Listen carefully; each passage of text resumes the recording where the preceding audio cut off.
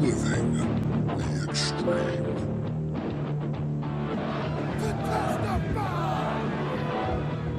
My name is Bubba Ray Dudley. I don't need a weapon. My hands are my weapons.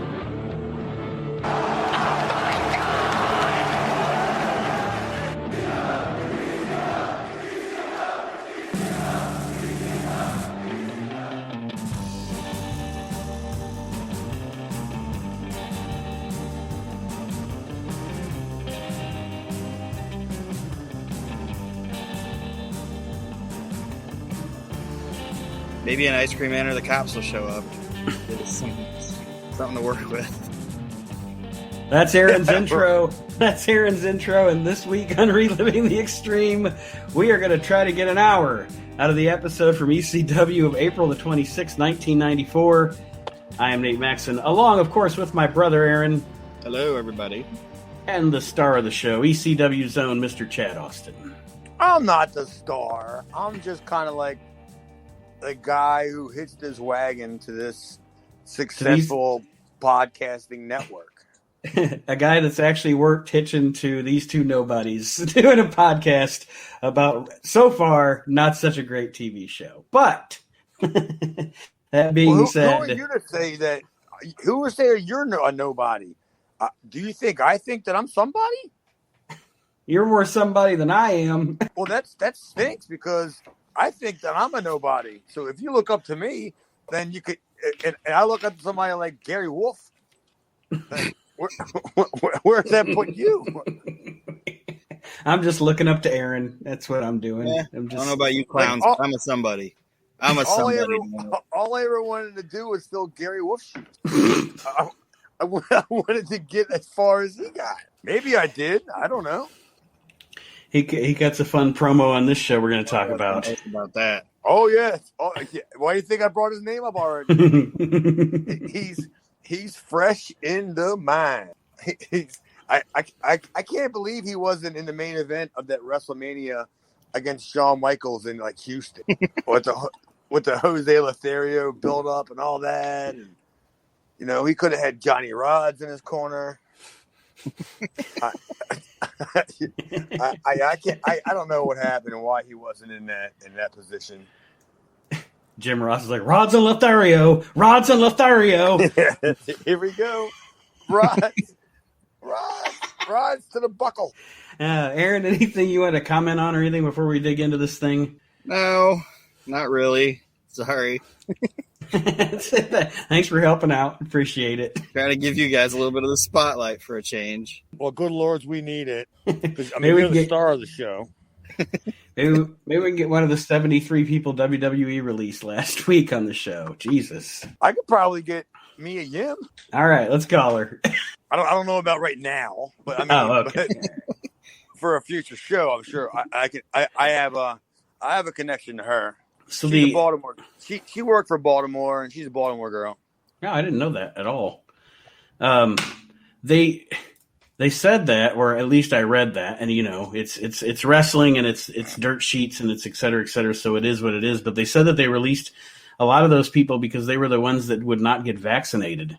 I don't know how much truth there is to that, but it's a possibility because they fall under that we employ more than 100 people deal, you know? Well, do you think it's 100% true, or that's just kind of a false pretense kind of true? Probably. I mean, probably half and half. Like they probably had a couple people in the list that they could just, you know, use that as justification and then cut the fat elsewhere. They're not going to have a roster left by WrestleMania. Did they get rid of that guy? That Kona Reeves guy or whatever his name is. Did he get released? I think he was in the last batch. I think he was he's already been released? Yeah, he's already been gone. Oh, I actually like him. Honestly, that might be because they said that AJ had like a non-medical reason for not being there or whatever. Mm-hmm. And I'm not knocking him or anything, but with his political beliefs and shit that he's gone out on the record of before and everything, I think that's what it is with him. I think he doesn't want to get vaccinated, but they don't want to release him because he's fucking AJ Styles. Yeah. Why? What happened to him? Well, I'm just saying he's ultra conservative and everything, so I would assume he's probably not in on the vaccination thing, and I don't think they want to release him. But they're saying that people got to be vaccinated to be at work, so that might be why they don't have him on the show, but they don't want to say Aaron, we're talking about the WWE. Do you think everything across the board is 100% for everyone? I don't know. Or is there not like an excuse to get rid of anyone? I mean, you understand what I mean? Yeah, no, I'm just speculating. I'm just thinking out loud. But that first thing that went in my mind was that. Yeah, I don't know. I mean, I don't know who. I mean, I'm vaccinated, but I see on the news all the time people that get the itis that are even vaccinated. Yeah. I mean, you can get the itis vaccinated, unvaccinated, celibate, homosexual. I don't know.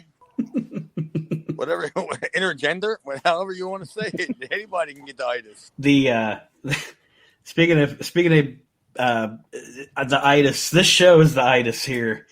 April 26, 1994. It's something. We start off the show with, you guessed it, folks, a recap from last week with the angle going down with Terry Funk and Sabu, and then we get Paulie, and I don't know if it's Paul Heyman or Paul Harvey, because he says, tonight we're going to have the rest of the story. Yeah, I even wrote Paul Harvey's name down. Yeah. Go ahead, Jed. I don't know about you, but I actually kind of really dug the open. Mm-hmm. I wrote that it was a great open. They're telling us that they're going to give us what we did not get to see when the show went off the air last week. A recap of the week before? A recap of the week before. Is that what we're going to get tonight? It's novel. It's good to see they're trying something new. See if this idea works. Thinking outside of the box there, aren't you? Yeah. We get Joey Styles in the Eagle's Nest, and of course he recaps last week. They do show a little bit more of the stuff with Arn Anderson and Bobby Eaton than they did last week. And then a confrontation between Terry Funk and Arn Anderson, and then they wind up shaking hands in the middle of the ring.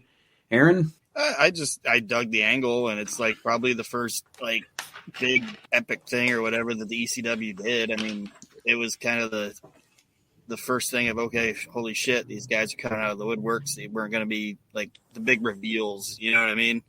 Mm-hmm. I mean, they didn't turn the lights off, but it's kind of like the beginning of that. Well, don't you think it's even better than turning the lights off? Yeah.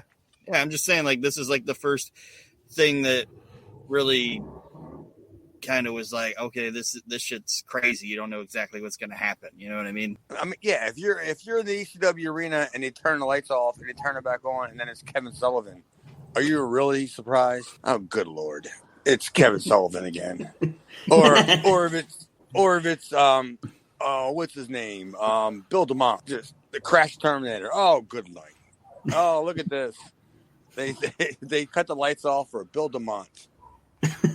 Oh, look, it's Pat Tanaka. Dude, I'm telling you, that's the only show from ECW that I wish that I wasn't booked on another date for. I was booked on a book show in Baltimore. I told you guys about this. Mm-hmm. And it was the same night, but I was making way more money than I would have made working for ECW that night. And it wasn't like Paul said, I need you here because Arn and Bobby's going to be here. Right. Like even if I was there, what am I going to be like? Who's that blonde-haired jobber, Keith Larson, that came out when Ric Flair won the NWA World Title and helped Don Cornelius pick him up over his head? Is that what you wanted me there for? I mean, I don't know. You could have been one of the masked handlers. Maybe that would have been better than Rockin' Rebel as one of the masked handlers of Sabu. Chad, if I was the masked handler? Yeah. Oh, like they wouldn't see through that. You have a couple of big guys and you got this slouch like me walking out there. Joey Styles would have put you over, though, because he loves to put you over.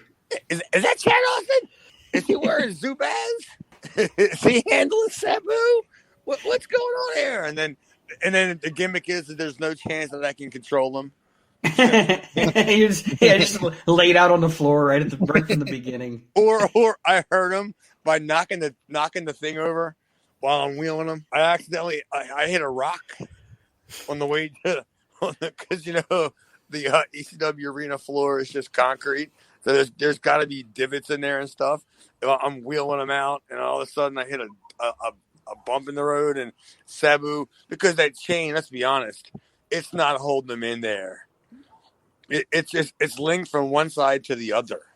It's hooked to the hand cart. So yeah, what if I was wheeling him out there, and all of a sudden I hit like a rock, and all of a sudden Sabu goes flying and he falls down? Would that not have been one of the greatest ECW debuts ever? and Joey still would have been like, Chad Austin's still an up and comer. He's still an up and comer. Yeah, still a great rookie. We love him. he not only does he have to learn his food handling skills for delivering DoorDash, he has to figure out how to overcome these obstacles here in ECW. Well, we hit Joey Styles up again in the Eagle's Nest here. He's talking about when worlds collide, and that the TV title is going to be on the line, and the Pitbull will be defending the title, and they're going to announce who he's going to be defending against. So they go to a promo with the Pitbull and Jason, which starts off pretty much as a standard heel promo from these two guys. Yeah, but did you guys get the Olive Grove promo after the first segment with Arn and all that? Did you guys get that commercial? I didn't. Did you, Aaron? No. Oh, good Lord. I got an Olive Grove commercial, and I had to ask Jess, where is the nearest Olive Grove? She said, I thought you were watching wrestling. And I said, I'm thinking about endless pasta and bread, salad. A nice big meal would be much better than what I'm watching here. Oh, yeah. Don't just give me mozzarella sticks. That's what this show is. It's like overdone mozzarella sticks. I was going to say, these couple of mozzarella sticks, Jason and Gary Wolf here. Now, they announced that his challenger is going to be Taz. Now, what I want to say here, I don't know if either one of you guys caught this, but Pitbull talks about, he says, he obviously thinks he wants to say he is numero uno, but he says he is umero uno. Yeah, that's the end. That's how he ends it. How he begins the whole thing is Joey asks about JT Smith, and he says, it's as simple as I'm about to tell you about it right now. Like, I don't think that's a right sentence. And fucking Jason standing behind him, and I just wrote, like, these fucking clown shoes can't put a sentence together. They don't have no fucking idea what they're talking about. He calls him the Tasmaniac Devil. Well, I thought the promo was an old promo. Nope. It wasn't old because of that camera stock that they use looked like that shit they used back at right around the Cabrini College stuff. Now this promo is, it's fresh to this show because they're working it up for Taz to be the challenger at When Worlds Collide, and they're going to work Pitbull into being on commentary during Taz's match coming up. He also says that if Taz wants to brawl, he'll brawl. If you want to punch, I'll punch. If you want to karate, I'll karate. And then he says, I can beat you because the JT Smith beat you in the middle of the ring. The JT Smith. Like he's the Rock. Well, let's be honest. There's few on the mic that are as good or as noticeable as JT Smith.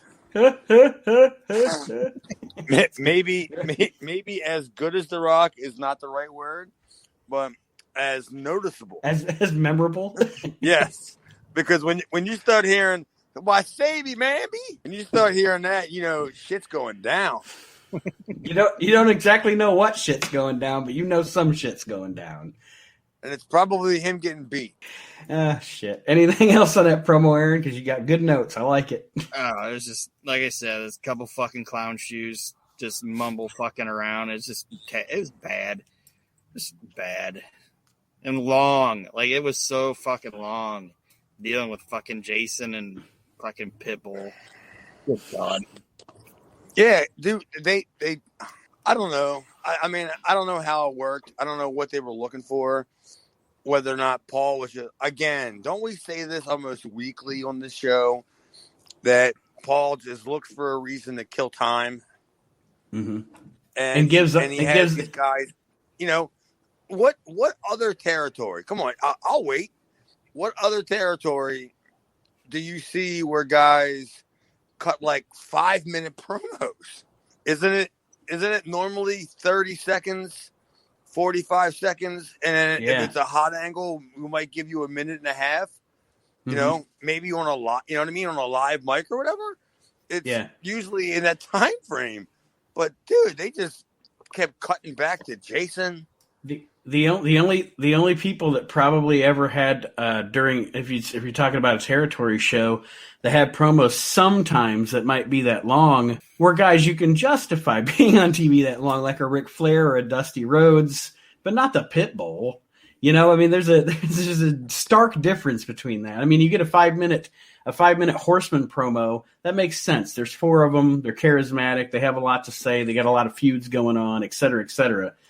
But like Aaron said, these clown shoes, Pitbull and Jason, just wasting oxygen. Well, I could probably justify that by saying because Gary lived, I don't know, roughly 45 minutes to an hour away from the studio. So if Paul needed somebody for post-production, and you'll see it on all the shows until we go completely live to tape from the ECW arena, that the shows, when they still say that Joey Styles is live in the Eagle's Nest, they're all still shot in the same spot. That, Pitbull was, he lives close enough that Paul could get him to come to the studio. Right. And, he probably paid him $75, you know what I mean? Or whatever, because it was in, what was it, Media, Pennsylvania, wherever it was. It wasn't that far from where the Pitbulls live. So it wasn't that hard.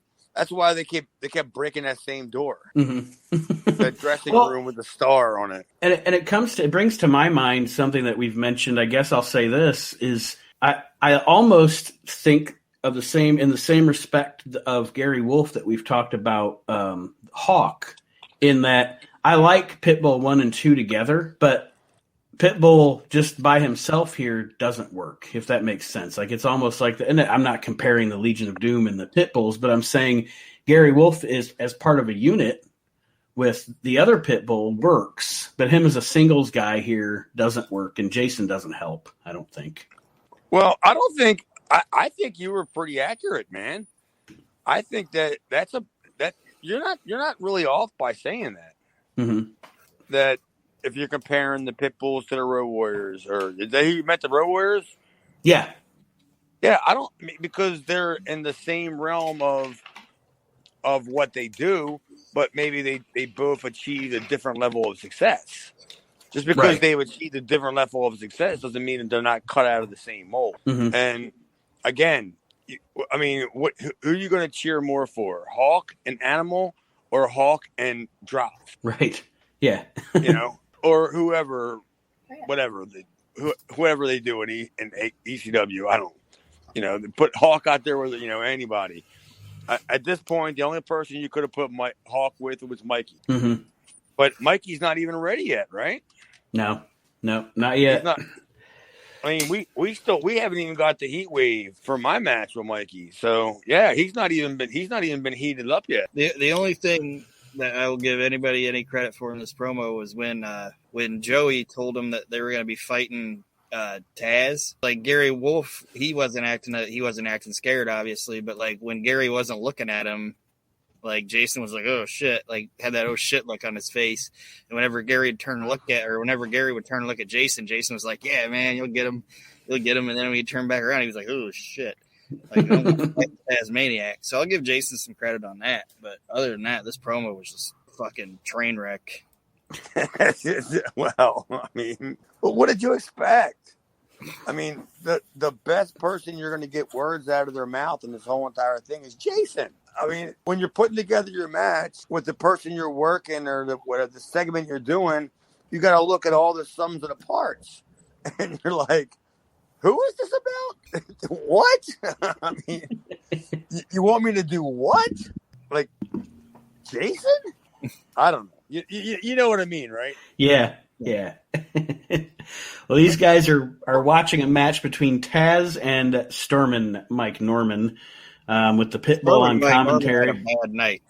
Yes, he did.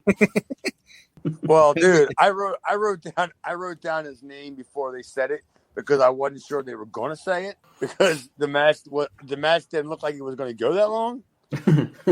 So I was like, oh, that has to be Storm Mike Norman. It has to be. He went face first in that fucking table. Good Lord. Hit the bell. It was fucking rough. he got fucked up. Yeah, I Taz was somebody that I wouldn't be messing around with. I mean, I'm glad that I was supposed to work Taz when he was Taz. Mm-hmm. I would have much rather work him while he was Taz because even though he was way more aggressive, he was way more experienced and he was way more safe than this time. Because them clotheslines and shit, are you fucking kidding me? Well, and he's also trying to, what do I want to say? He's trying to work, quote unquote, a savage style because that's the gimmick, which means that he's wrestling. What do you want to say? Unhinged or whatever. And like you said, that doesn't make, if he doesn't know what he's doing, and he's supposed to not look like he knows what he's doing, it makes him double dangerous, really. Oh, double dangerous. Double dangerous. Well, then how come he didn't do the Kamala pin? He had somebody has to tell him you got to roll him over. He should have done that. Yeah, he really should have done that. But did he have a manager? Well, he was with Sullivan a couple of weeks ago, but I think Sullivan's gone now. So at this point, no, he doesn't have a manager. And I don't know. I honestly don't know how far we are away from him dropping the Tasmaniac gimmick. My brain doesn't have it in. We're like a ways away from it. Okay. Well, that's one of my favorite episodes because I think if I remember correctly, it's like when I had first got into Tennessee, and me and my roommate were watching the shows, and that was the one where he was doing the commentary, right? Mm-hmm. Yeah, and then I was like, "Oh my god, that's Taz." Yeah, that was great. Pitbull's final comments are, as far as the TV title goes, he says he would die to keep it, but would I kill? So that's his salvo there to end the segment. Nothing great here, but I think we summarized it. We actually spent a lot more time on this segment than I thought we'd get out of it. Good job, fellas. It seems to be a common thread when you talk about the pit bulls. This is true. We spend way too much time like beating them up, and they're both dead, right? No, Gary Wolf's alive. Gary was still alive. Are you sure? I think the last time I asked that question, you said he was alive. Yeah, Gary Wolf's the guy. Gary Wolf's the guy that said he thinks Vince McMahon secretly owns AEW. Every week going forward, it's gonna be like, all right, it's a Gary Wolf death check. I think he wrote that down on a piece of paper, and somebody found his journal, and he wrote it like years ago. Somebody's just tweeting as the Pitbull, Gary Wolf. Like he's like Nostradamus or some shit.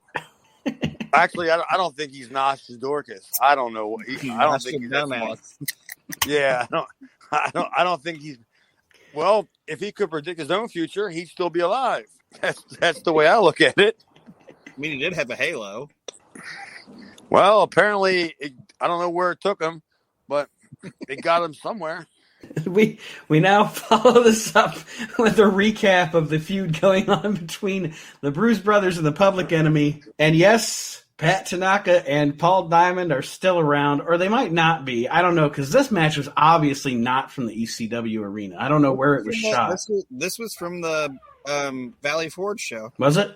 Yeah, because it had that ramp. Okay. Well, it's the Bruise Brothers against Bad Company in this matchup here. Pat Tanaka, Paul Diamond against Ron and Don Harris. And did you hear what Joey Styles said before the match? Oh, no, was it racing? About Jeff Jarrett? No, well, he said that, but he also said that this match is going to show the diversity of the Bruise Brothers. And the last time I read any of the rumors, that's one thing that the Bruise Brothers did not like, was diversity. Yeah, I was going to ask, was it racial diversity? Sexual, misogynistic diversity? Like, what? think we all understand now why they beat the shit out of Curtis Hughes. Yeah, poor Curtis Hughes. if you knew then what you know now. It's funny. And this match is forcing me to watch these two teams do something that I don't want to watch either one of them do. Actually wrestle. Oh, Yes, yeah, I I put was here. gonna say work a match. Yeah, I'd rather watch Try the it. Bruce Brothers just kick the shit out of people, and I don't want to watch Mhm. Pat Tanaka and Paul Diamond wrestle anymore. As much as I hate it because it's been done to death. It's like the soup du jour. Like when the bell rings, they just all lock up and then they all just roll out to the floor. And then it's just a melee, you know what I mean? A melee, and then it's all hell's broken loose, blah blah blah, and then they eventually get back to the ring and something leads to a finish. I agree with you, Aaron, that it was good to see like a clean, decisive win. You know. Yeah. Well, and it was, and I know Aaron just said he would prefer to watch the Bruise Brothers brawl as opposed to wrestle here. But my thing about this match, and I tried to watch it and not think, I just want Bad Company to go away. I tried to take it for what it was. And what I wrote down in my notes was that this was, it was a decent showcase for Ron and Don to show, a little something different. A little something different than what they've shown us so far. And it almost came off like the Bad Company was working as the heels and the Bruise Brothers were working as the faces in this match, to me. That's the way it felt anyway. Well, I mean, it's also the sign of, like I've said in previous weeks, that Pat Tanaka and Paul Diamond are on their way out. But I mean, even though they seem to like keep trying to give their 2 weeks notice, but they just keep booking them. But yeah, this has got to be right. It has to be like their 2 week notice. And it's not even that. Okay, it's not even that. When I say I don't want to watch these guys wrestle, it's not even that I hate Pat Tanaka and Paul Diamond as a team. Like when they were in WWF and they were the Orient Express or whatever, they had like great matches with the Rockers and shit like that. But I don't want to see Pat Tanaka and Paul Diamond anymore. Like they've ran their course. Go the fuck home. Nobody wants you here. Take a fucking hint. Yeah, you've been here long enough, man. Yeah. You've done all you're gonna do. You know, neither one of you two ham bones are gonna like set the world on fire if we split them up and put them in a singles competition. So, hey Pat, go back to the AWA, and then Paul, don't you live in Canada? We'll set them up in a. They're gonna feud with each other now. They're gonna be in a Diamond's mullet versus Pat Tanaka's PJs match. If Diamond loses, Jesus Christ! I hope fucking Pat Tanaka wins. I don't need to see him. Yeah, hopefully it's in Canada. I just meant he couldn't wear the PJs anymore. I didn't mean he had to be stripped of them in front of our eyes. I don't need Pat Tanaka in his birthday suit. I think I've seen him naked before. I think I've seen just about everybody in the ECW locker room naked before. Now we go to Joey Except Styles. the one you wanted, which was Nancy. That's the only one that I would actually want to see naked. It'd be Nancy. Dude, Nancy? Yeah. Oh, you ain't gonna see, dude. Nancy will get up at 5:00 in the morning and look like she's getting ready to walk out on a runway by 7:30, 8:00 breakfast. I'm telling you, it's incredible of what she looks like. She looks like every day is a red carpet day. You know what I mean? Mm-hmm. Like that was the highlight of this show. That opening video they stretched some time, so they played more footage from like over the year or whatever. Fucking Nancy footage. I was like, well, there's the highlight of the show. You don't get any better than that. Jesus. It's all downhill from here. Yeah. Kevin Sullivan was a lucky man. Yeah, I think he had pictures. Well, I'm pretty sure he did have pictures. Up next, Joey talks to us about When Worlds Collide coming up. The big event. It's going to be Terry Funk and Arn Anderson, of course, against Sabu and Beautiful Bobby. And we get a promo here with two pros, Terry Funk and Arn Anderson. Aaron, you want to start us off on this? I like you said, it's two pros, so it's going to be good. Terry did a good job of like saying like, "Hey, Arn, you're without saying it, he's like, you're from the commercial wrestling company, and it's different down here. So be ready for that because shit's crazy down here, and you ain't gonna be used to it. So, hey, excuse me for interrupting. But Aaron, wasn't this the interview where he was kind of somber? Like he was kind of talking like not like screaming or doing a wrestling promo. Yeah, it was two veteran guys just talking to each other. And I like okay, that. Yeah, all right. I just wanted to make sure that was the way it came across to you too. Yeah, like Terry had his bandage on his head, and he's just like, "Look, man, this is a crazy place," and da da da da. And Arn was talking about how he wasn't here with any ulterior motives, just to get at Bobby and Paul because he didn't like Paul anymore. And yeah, it was really good. Like Arn flubbed, like he had one flub, but Terry saved it, so it wasn't bad. Like, he messed Good up. Lord, he messed up. Arn had a flub, and Terry saved it.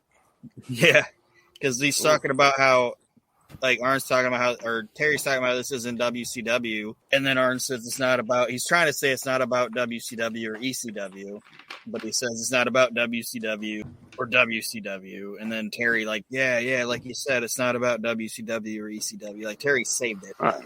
So yeah. Well, I mean, it was so in the moment that I guess nobody called it because I didn't catch it, so that's fine, right? Yeah, they did a good job building off of, referring to their prior animosity between the two of them. Arn made it clear to Terry, like Aaron said, that he didn't come to ECW to save Terry Funk. He came to ECW to get at Paul E. And but then they agree to team up and shake hands at the end of the promo. Any thoughts on this at all, Chad, that you want to elaborate on? No, I thought it was great, man. I mean, you can clearly tell by the crowd reaction that it was over. Mm-hmm. I mean, the people that were there. I mean, how great is Philadelphia, man? Like, who would you say was over in, what was this, 94, right? Yeah. Who was over in 94 in the WWE? I don't know. Give me one name, two names. Scott Hall. Scott Hall as Razor Ramon was pretty over. Brett. Okay, well, besides Brett, clearly, come on, Aaron. Seriously, I mean, if you would have took any ex-WWE person from that time period or WCW person in that time period and put him in Philadelphia, do you think it would have worked the same? Could you find somebody you could put in that position to make it to be the same? No, there's no way they're gonna not cheer that fucking Arn Anderson is there. And Bobby Eaton, like I said last week, the fucking Midnight Express was always fucking over like Rover in Philadelphia. So they picked the best two guys.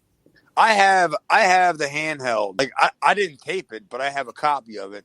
Of the Midnight Express beating Tully and Arn in Philadelphia, and it's ridiculous. I can't believe how big that pop was when the Midnight Express won over. Mm-hmm. Honestly, at that time in '94, the only other guy they could have used other than Bobby or Arn, WCW wise, probably would have been Rick Rude. They would have lost their shit if Rick Rude showed up. I think that was too soon.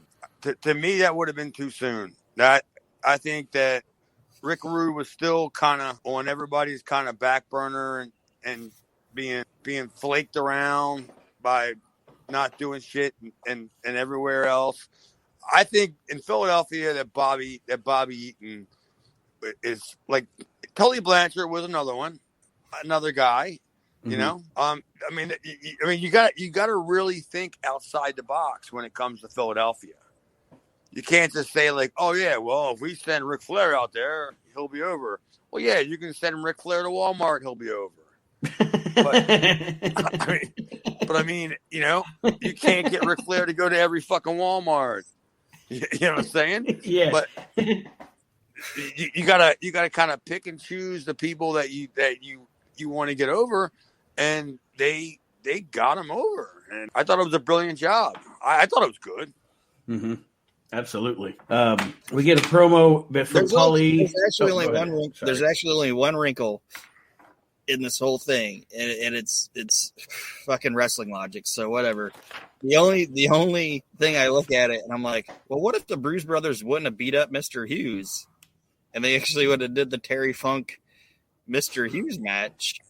Paulie's plan wouldn't have worked. True, yeah, because he would have had no reason for Sabu to have a match with Terry Funk. Yeah, so that's the only thing I think they should have done is they should have said that Paulie paid off the Bruise Brothers to kick the shit out of Mr. Hughes. That's the only thing I would have done. Oh, you mean like just connect the dots a little more? Yeah, because if the Bruise Brothers wouldn't have taken out Curtis Hughes, it would have been Curtis Hughes versus Terry Funk, and Bobby Eaton would have had no reason to be in there. And yeah, that's the only thing that I saw. And I'm like, Poor Bobby should. Eaton he'd still be sitting in Huntsville, Alabama, like Dennis Stamp waiting for that call. On a trampoline. Jumping on a trampoline in his little shorty shorts and baby weights. So you think Bobby Eaton called Mr. Hughes and thanked him? Like thanks, buddy, for not showing up. Thanks for getting your ass handed to you before that match. Yeah. Like that was the easiest like $550 I ever made.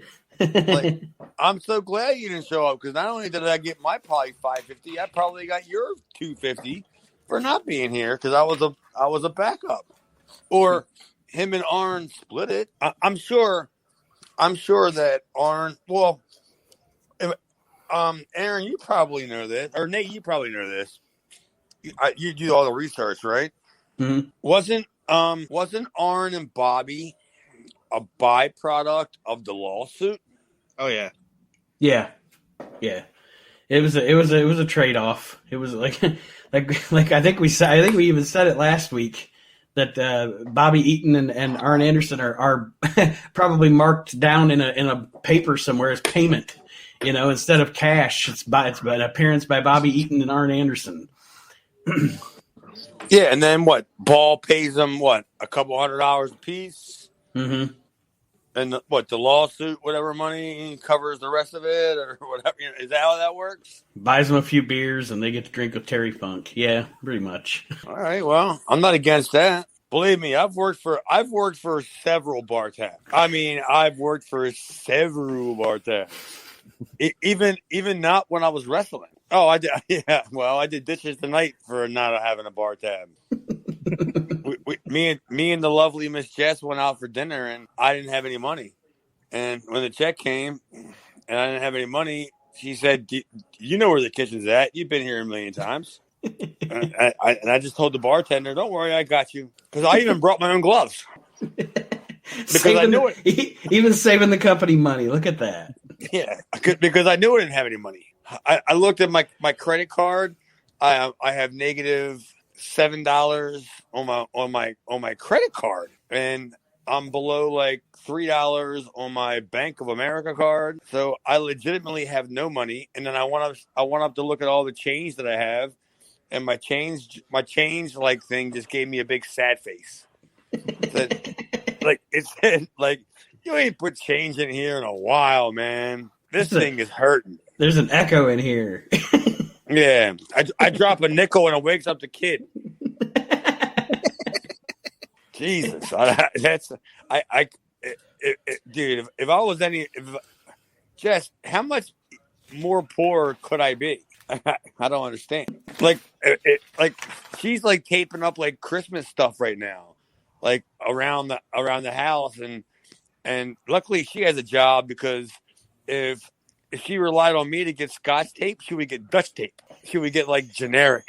It'd be like reversible. It wouldn't work. She would go to try to put it on and it would stick to her. Why is this shit upside down? Yeah. I'm sorry, babe. I mean, I don't have any money. Well, speaking of money, up next, it's a money promo for Paul Heyman with Bobby Eaton. I thought this was a great promo by Paulie, obviously. That's what he does. Does a great job of bringing up the history with the Dangerous Alliance and Arn Anderson and Bobby Eaton, making great references to the past. Another thing that I thought was cool in this was in putting Sabu over, he actually said Sabu is the heir to Terry Funk's throne, which I thought was a cool thing to throw in to the promo. What do you guys think? You know what Bobby did that I liked? That was cool. Like he wasn't cutting a promo, but like Paulie would be like saying something, and then Bobby would just be like, "Here's your baby," like he'd tell Paulie, "Hey, yeah, you know, I beat that guy," and then Paulie would be like, "Yeah," what Bobby said. Like he was like Bobby didn't cut a promo; he was just telling Paul things in his ear. Mm-hmm. That was fun. Because I mean, obviously Bobby was never known for his promos and shit, but I like the fact they played that off, that Bobby's not the most outspoken guy in the world. Like the only person he's comfortable talking to in this locker room is Paulie. Like, and Paulie's the yeah he's gonna kick your ass guy. Yeah. I don't know. I must have legitimately missed like that part, and I don't know why. Maybe my part didn't show that. But what was that again? What was the whole premise of what were we talking about? Like Paulie was just talking about how him and Bobby were offended because Arn would talk about being with Ric Flair and being with the Horsemen and this, that, and the other thing, but was essentially saying that Arn never brings up the Dangerous Alliance, and he was like, "Yeah, I didn't see that. I mean, did you guys watch it on Peacock?" Yeah, I did. And they aired that part. Mm-hmm. Oh, I mean, I don't know how. It's you must have got an Olive Garden commercial instead. Dude, I mean, my refrigerator is like 8 feet from the sofa, and the TV's in the middle of it. So there's no way I didn't hear it. But I swear I don't have anything written down. Like, the next thing I have is an interview with Funkin' Arn, and I just like, well, that was good stuff. That's Funkin' Arn. What do you know what I'm saying? Mm-hmm. I mean, I don't know what to put. Good interview, and like waste the ink of my free pen that I got from getting a new bank account. This cheap ass pen, it only works it don't work upside down. You got screwed. You should have got the toaster. Oh, my bank's cheap. They don't give out toasters, dude. They barely validate parking. It's the only bank that I go to that you got to pay to park. And with interest. Yeah, but it's not your interest. I always tell them, like when they talk about shit plus interest, I just tell them I'm not interested. There's no lack of interest here. Yeah. Yes, I'm not. Well, it's going to be 9%, 18%. No, not interested. You have two options. You can either interest me, or not interest me. But I'm not from the premises. It says $79.99 on the website. That's what I'm paying. That is it. Yes. And I'll pay the Maryland state sales tax. That's fine. 6%. Oh, that's not going to kill me. Ooh, $6-7. Wow, but take my breath away. But any all the other fees? No, I'm not interested. So I don't think Miss Jess is going to have much of a Christmas. That you got to find the bank with the toaster. Yeah, I should. I would much rather find a bank with a prostitute. I frequent the wrong neighborhoods. I need to go to like one of these like loan shops. I need to go to like some pizza joint and have to go through a curtain in the back. I actually literally ran I ran a Dollar General store for a while that it was in the ghetto, and I used to have to on Saturday night I have to chase prostitutes away from the bushes at my store. Like, get fucking hookers, get away from the bushes of my Dollar General store. Jesus Christ. Stop bums from taking baths in the bathroom. That was an adventure. It's hilarious you say that because my mom works at a Dollar General store, and when she was younger, she used to be a truck stop hooker. It's full circle. Yeah. I mean, what else are you going to be? If you spend a quarter of your life being a prostitute, just look forward to being a Dollar General employee. Embrace it, man. Just drink it in. Like, That's as far as you're going to go. I wouldn't get the premium package on cable if I were you, Ma. You know, HBO costs like $12 more a month. Now we're heading into a recap of the situation with Tommy Cairo, the Sandman, and our buddy Sal Balomo. I didn't see this either. Seriously? No, I don't have any of this. I didn't see nothing. I mean, you didn't miss much. It was the match where if whoever lost got whipped. Like if Sandman lost, then Peaches got to whip him, and if Cairo lost, he got to whip Peaches, and Tommy Cairo won. So then the Cabrini connection, which is fucking Tommy Cairo and Cabrini connection. Sal Balomo, they hold Sandman and Peaches whips him. It is. And then Sandman shows everybody Peaches' ass, and yeah, find out there on my television. See, I guess they digitized it because her dick fell out. Peaches? Peaches showed her apples? Yeah. Oh my goodness. Peaches' banana fell out? Yeah. Peaches had a dick. Dude, my TV didn't show any of this. There's no chance. You gotta buy the premium cock, man. There's no chance that my refrigerator is that far away that I missed this. It's in the same room, like as the TV. Like, there's no way that I missed it. You know, if I get up and I walk to the refrigerator, I can still hear the TV.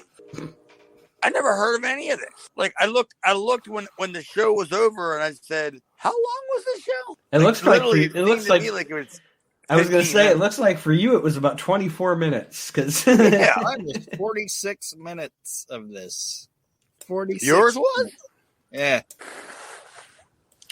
I don't know. I mean, I don't know what Peacock did I get or whatever, but I showed you the picture of my notes, right? Yeah. I don't know why I didn't see any of this, and I'm wondering why that we're trying to get an hour out of this show, because if I would have seen most of the stuff that we're talking about now, then definitely I could have gave you a better vantage point or an opinion on what happened.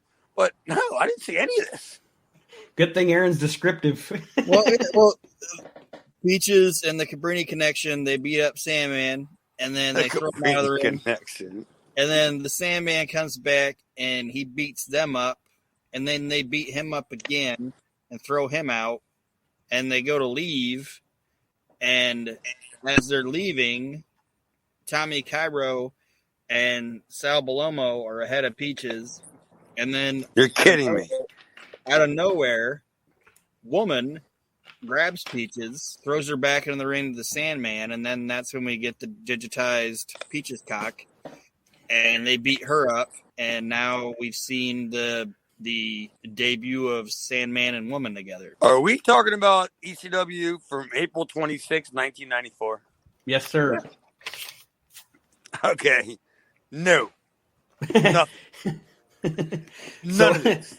The point of all of this. I got the last I got was an interview with Terry and Arn, and then I wrote a great Sandman interview. So I guess that kind of catches up to what you said, Aaron, what you just said, to fill it all in. But other than that, no, I don't have any of this stuff. Like, I don't know what the fuck happened. There's no way it took me 8, 9, 10 minutes to go from the sofa to the refrigerator to get a beer when the refrigerator's in the same room as the TV. So I mean, do you think something was wrong? It could have very well. Your stream could have skipped. I don't know, but yeah, like I said, we watched 46 minutes. I think you watched 26 minutes. Or you went over to your neighbor's house and got in their refrigerator. I'm not going over there because I don't speak any of their languages. I'm looking around right now, like what neighbor I would run to if we had an emergency. I don't think any of them would understand if I just came when I live right next door to the Sheik. And on the other side of my house, I live next door to Tiger Jeet Singh. And I'm just waiting any time now for them guys to come out and meet them with swords in the middle of the street. And I'm in the middle here. Bloodbath. The bloodbath in Baltimore. Yeah. Don't worry, I'll gig them. Why the one has them pinned down or has her pinned down? Because I think one's wife is a lot tougher than the other one, than the husband. So I'll gig her. The point of this segment is getting to at When Worlds Collide is going to be a tag team match: the Sandman and Woman versus Tommy Cairo and Peaches in the first ever Singapore cane match at When Worlds Collide. So that is what's coming up out of that.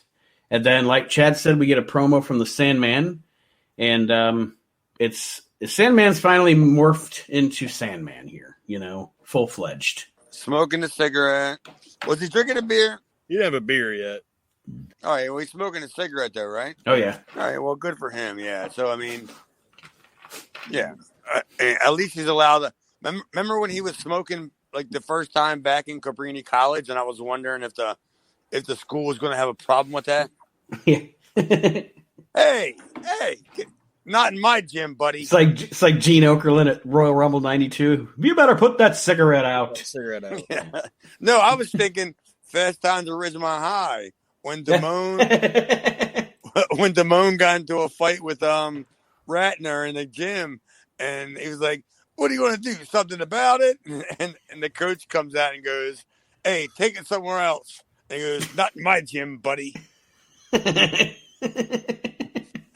That's what I was thinking. Like, oh, yeah, they really handled this situation. Well, at the end of the day, Chad, I know apparently you didn't get to see the whole show, but overall, what did you think of this show? Is this an improvement? Sorry. Go ahead, Aaron. I was going to say the Sandman gimmick. Did you guys, I might have brought this up before, but did you ever hear Todd Gordon talk about it? About turning Sandman into the actual Sandman? I have not. He tried to say that he told Paulie that we should let Hack be Hack and let him go out there with a cigarette and a beer and just be his crazy self. And Paulie was like, no, we need to keep him the Surfer Sandman. And Todd was like, it's my money, Paulie. We're going to do what I want. It's like, I don't believe that at all. I don't believe that at all. No. No. Paulie was like, this fucking guy's a character. We need to get that. Like, there's no way that was. Did you just call him a character? Yeah, he's a fucking character, Hack. This guy's a character, man. You ever seen that fucking raw footage those people filmed of him at fucking Captain Lou Albano's like 80th birthday party or whatever? Oh, the banquet thing? Yeah. Mm-hmm. It's like, man, that fucking shit. Like, Paulie saw that fucking Hack was Hack, and like, why is he a surfer? We need to make this guy a fucking drunk. Like, let him be himself. And Todd tries to say that was his fucking idea. No way. Yeah, I call bullshit on that. Hardcore bullshit. Dude, I have been to shows where he has brought beer to the show, and I have brought beers to the show. And I don't know how many beers he brought because he came in a van. Like, he drives like a big van, like a conversion van. So he probably had more beers in the van, but I brought more beers to the show. Like, when I walked in, I said, "This is my fucking beer." Stay away from it. Yeah, like, I'm not even dealing with you, dude. Stay over there, dude. You could be the HB of the week. Don't worry about it, pal. So overall, guys, what did we think of this week's edition of ECW? Better? Are we getting better? Are we status quo? Have we stepped backwards as we do some weeks? What do you think, Aaron? I don't think we stepped backwards. I think it was just kind of a status quo of just basically recapping what happened last week and sprinkling in a little bit of what you're going to see at the When Worlds Collide show. And honestly, at the start of this thing, we've been going over this stuff. This is the show.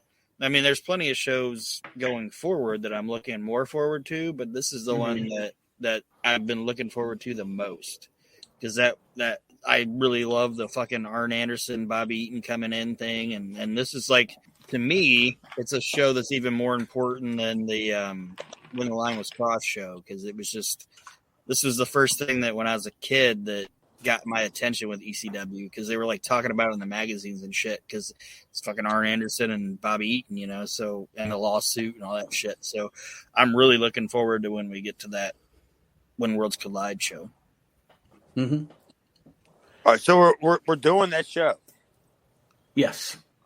All right, well, that's the only show in my ECW collection that I don't have. What's on the network? Oh, it is? Yeah, it's on Peacock. Oh, well, I have the cock. Oh, that's great. All right, I didn't know that because, like, literally when I was around back then, that show was never out then, and it didn't come out till years and years later. Mm-hmm. So yeah, I never got it. And it's also going to be the first show of the Reliving the Extreme that we're going to do live. Yes. What do you mean live? We're going to go live on the Facebook as a video stream and record the show live in front of the listeners. Let them interact if they want to. What, Archie Mitchell already put in for time off for that tonight? so he can listen. Gets a little PTO, yeah. Yeah, there's your Archie Mitchell reference. You're welcome, Archie. Check's in the mail, I promise. Dude, I was listening to his show. I half-ass kind of like his show. I think his show's good for him doing it solo. You know, I mean, I don't know if I could do a show solo for 45 minutes. I was listening to his show while I was putting dishes away today. Like, you know, I listen to a lot of stuff while I'm doing my Chad chores around the house. Mm-hmm. So I'll put on the network and just see what's going on, and it's Archie Mitchell, and I'll just put it on. I'm like, all right, well, I didn't turn it off. That's saying saying something, yeah. I mean, because I have a routine. I listen to Busted Open from 9 to noon every day, and then after that, I listen to, you know, a whole host of other podcasts while I'm doing shit, and while I'm dashing at doors. But yeah, it's not terrible. But yeah, it definitely needs a little bit of work. Poor Archie. Are you talking about Archie, or are you talking about this ECW show? Because he could be talking about either one. All of it. Maybe Archie should have been working for ECW around this time. Then we can kill two birds with one stone. Well, Archie, we want to thank you for joining us this week. Here, buddy. On Reliving the Extreme. And Aaron, Chad, any parting words for our listeners this week? For me, not necessarily. I have to go back in the house and wash my hand because our outside feral cat just attacked me and I'm bleeding. Son of a bitch cat. I don't know if this bitch has rabies or not or anything. And she gigged my arm. I'm like Onita over here. Jesus. As soon as I get off of this, I'm playing a Wild Thing before I walk into the house. And I'm going to look at Jess and I'll be like, yeah. Like, Wild Thing. And be like, I owe Nita a tetanus shot. Yeah, dude, I think I do because this cat just mauled me. And then it couldn't even get its claw off. And I'm the one that feeds it. That's how cats are, man. Mine are the same way. Assholes. Cats are a piece of cat. No, Aaron, other than that, no, just keep following us. Did you know that I changed my Twitter handle, or is it my Facebook group? I don't know. Just give the plug like normal. All right. Well, on my Twitter, you're still at Chad Austin Demira. So, and you still got Chad's Video Vault too on Facebook, to what I see. So I'm not sure. I'll check again when we sign off here to make sure. Aaron, you have anything? Not really. Just keep listening to the shows. And we all love fucking listener feedback, whether it's positive or negative. Fuck, negative's better. Negative's better. I don't give a shit. I love it. And we all love Sal Palomo. Yes, we love the Sal Palomo. God rest and this show is definitely for the kids. Thank you for joining us, everybody. Do you think his tombstone is a pizza? No, it's the pizza box. It's opened up where you can see the name where it says Hot Fresh Pizza on the outside, and then somebody wrote crayon on the inside of it. Like his date and all that shit. Rest in peace, Sal. We'll see you next week, Rest in everybody. peace, Sal. On Reliving the Extreme.